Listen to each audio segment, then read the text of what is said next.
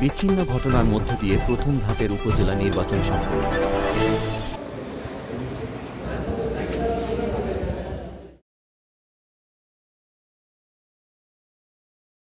সারা দেশে কিছু বিচ্ছিন্ন ঘটনা ছাড়া ষষ্ঠ উপজেলা পরিষদ নির্বাচনে প্রথম ধাপের ভোট গ্রহণ শান্তিপূর্ণভাবে শেষ হয়েছে।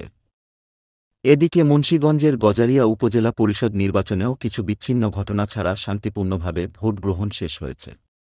সকাল থেকে বিভিন্ন এলাকায় গুড়ি গুড়ি বৃষ্টি উপেক্ষা করেই কেন্দ্রে আসেন ভোটাররা। পছন্দের প্রার্থীকে বেছে নিতে উৎসবমুখর পরিবেশে ভোটাধিকার প্রয়োগ করেন তারা। নির্বাচন চলাকালে গজারিয়া উপজেলার ৩টি ভোটকেন্দ্রে গোলযোগের ঘটনা ঘটে। পরিস্থিতি নিয়ন্ত্রণে পুলিশ ৪ থেকে ৫ রাউন্ড শটগানের গুলি ছুড়ে। তবে বড় ধরনের তেমন কোনো ঘটনা ঘটেনি বলে জানান জেলা নির্বাচন ও গজারিয়া উপজেলা পরিষদ নির্বাচনের রিটার্নিং কর্মকর্তা। নির্ধারিত সময়ের মধ্যে ভোটগ্রহণ শেষে ভোট গণনা শুরু হয়।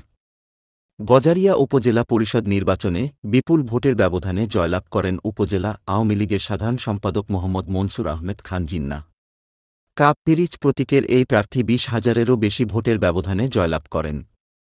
তার নিকটতম আনারস প্রতীক নিয়ে প্রতিদ্বন্দ্বী ছিলেন আওয়ামী লীগের সভাপতি আমিরুল ইসলাম।